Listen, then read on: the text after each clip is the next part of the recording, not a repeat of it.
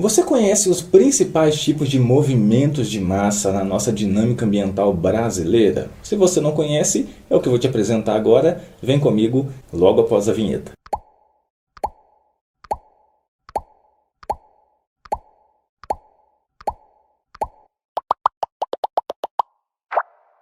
Nós entendemos por movimentos de massa qualquer deslocamento de um determinado volume de solo ou também de rocha. De uma forma geral, as literaturas trazem para nós os movimentos de massa como processos associados a problemas de instabilidade de encostas ou taludes.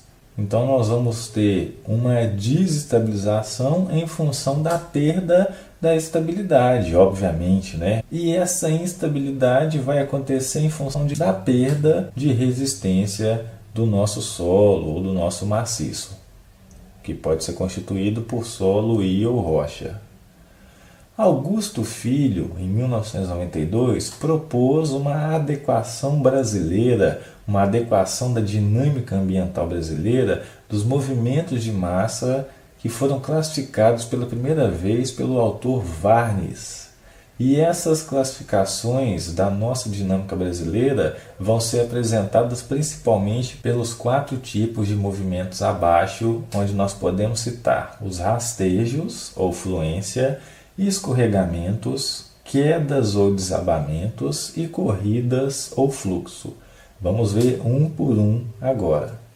Dentre esses tipos de movimentos que nós citamos, nós podemos falar que existe um grupo maior chamado de subsidência ou subsidências, que são nada mais do que movimentos de massa que ocorrem como um movimento essencialmente vertical, um deslocamento vertical.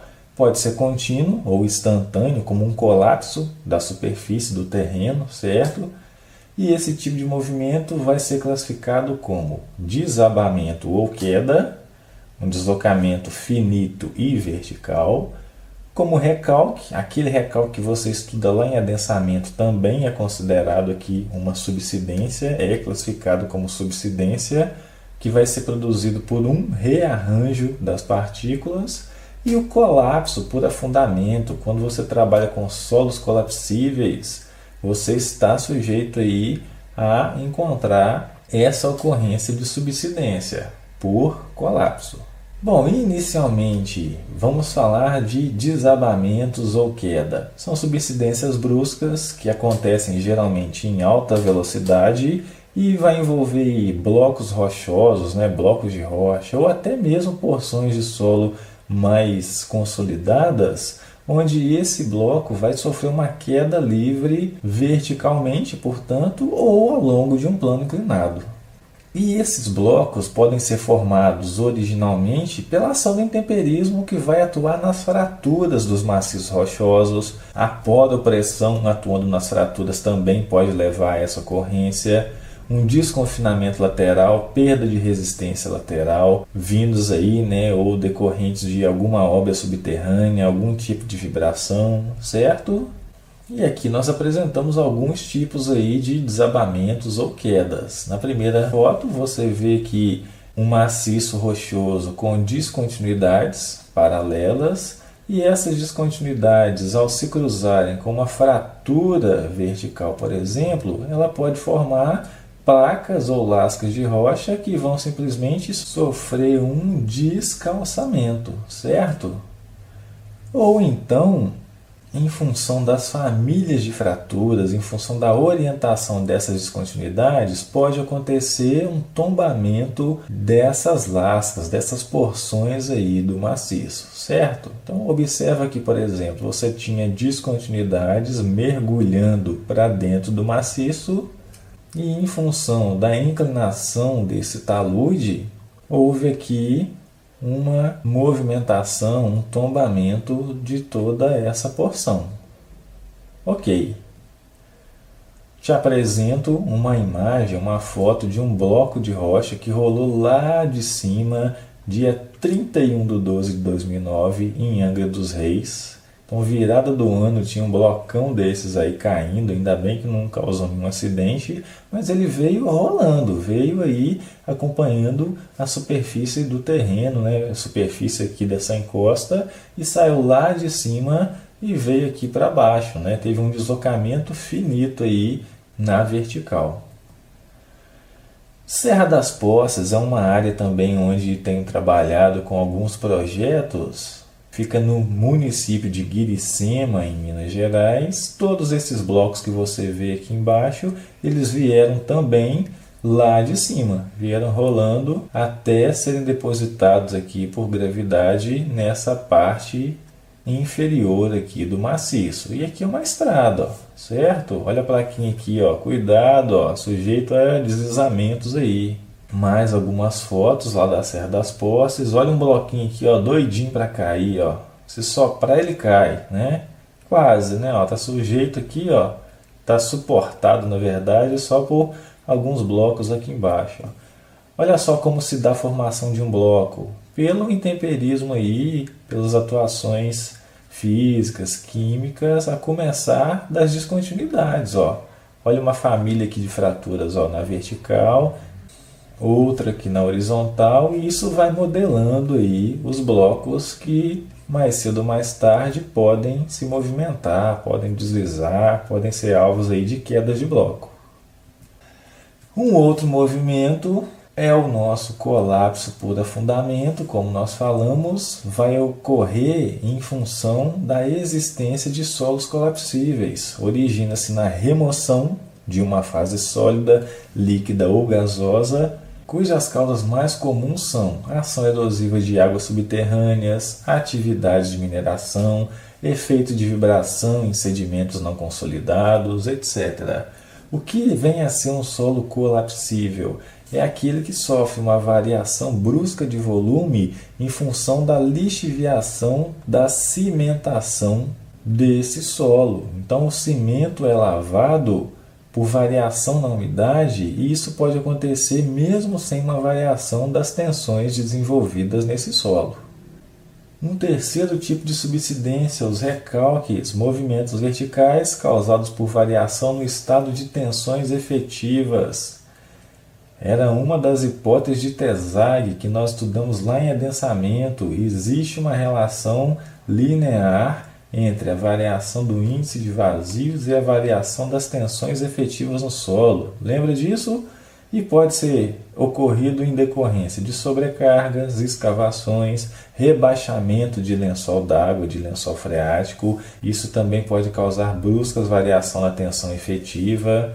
E, adicionalmente, os processos de compressão secundária também vão gerar movimentações aí da superfície do terreno, certo? Compressão secundária também é uma porção, também é um tipo de recalque, ok?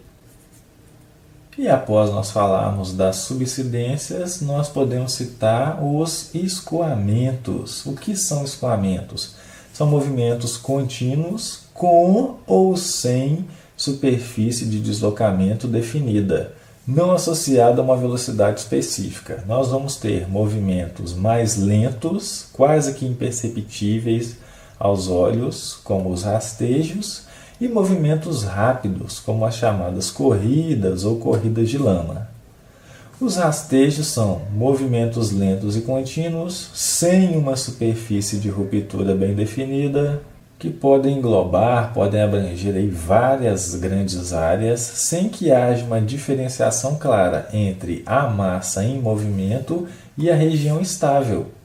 E as causas desse movimento estão atribuídas à ação da gravidade em conjunto com efeitos de variação de temperatura e umidade. Olha só, aqui você vê uma representação clássica da ocorrência de rastejos. Aparentemente, pelo perfil geológico e geotécnico, nós quase que não conseguimos identificar que existe uma movimentação. Nós não verificamos uma região instável se deslocando por uma região estável, mas nós julgamos a ocorrência de rastejo pelas inclinações das estruturas no nível do terreno, como troncos de árvores, postes, cercas, certo? Mudança aí no alinhamento das vias, de rodovias. Essas são as principais indicações da ocorrência de rastejos. E as corridas, por sua vez, são movimentos de alta velocidade, geralmente associados a uma velocidade maior ou igual a 10 km por hora, que vão ser gerados pela perda das características de resistência do solo. Então essa massa de solo vai passar a se comportar como um fluido. E os deslocamentos vão atingir aí grandes extensões. Quais são as causas, portanto? Adição de água em solos predominantemente arenosos, ainda que permeáveis, portanto, e esforços dinâmicos como terremotos, cravação de estacas podem causar isso, e amolgamento em argilas muito sensitivas. O que é esse amolgamento? É aquela perda de resistência após um revolvimento do solo. Dentre essas causas, a presença de água em excesso, geralmente em períodos aí de precipitação intensa, é a mais usual. A região serrana do Rio de Janeiro, nos períodos de 2010, 2011, que o diga. Se você entrar na internet e digitar chuvas ou tromba d'água na região serrana do Rio, você vai ver vários acontecimentos aí catastróficos em relação à chuva e, consequentemente, movimentos de terra. Aqui algumas fotos exatamente da região serrana do Rio, Nova Friburgo, no Rio de Janeiro. Todas essas feições que você vê aqui são corridas. O solo perdeu a sua resistência, passou a se comportar como uma lama. E isso aqui foi descendo, causando estragos por onde passou. Essa região é constituída por vales encaixados e foi exatamente onde aconteceu uma tromba d'água. Essa tromba d'água saturou todo esse maciço e criou um peso, uma extensão, reduzindo a resistência desse material, o que foi levando em função da inclinação aí abaixo. E após nós falarmos de subsidências e de escoamentos, nós não podemos deixar de falar de escorregamentos, que são movimentos de massa geralmente rápidos, com uma superfície de ruptura bem definida. Essa é a principal diferença em relação aos escoamentos. A deflagração do movimento vai ocorrer quando as tensões cisalhantes mobilizadas na massa de solo atingirem a resistência ao cisalhamento do material. Nessas condições, nós estamos falando de um fator de segurança que atinge o valor de 1, certo? Por quê? A resistência ao cisalhamento do solo foi igualada às tensões que são desenvolvidas nessa massa. E tanto em solos como em rocha, a ruptura vai se dar pela superfície que apresentar a menor resistência. Aqui você vê exemplos de escorregamentos, sobre uma superfície bem definida. Nós temos uma massa, teoricamente se comportando como um corpo rígido, sobre uma massa estável, certo? A teoria da elasticidade considera que essa massa que se desloca é rígida, quando na verdade o processo vai acontecendo em partes, não é exatamente uma massa rígida que se desloca, mas isso simplifica para nós cálculos. Olha essa foto aqui, olha a massa escorregada, como que ela vai embora, E aqui seria a geometria inicial dela, antes da ruptura.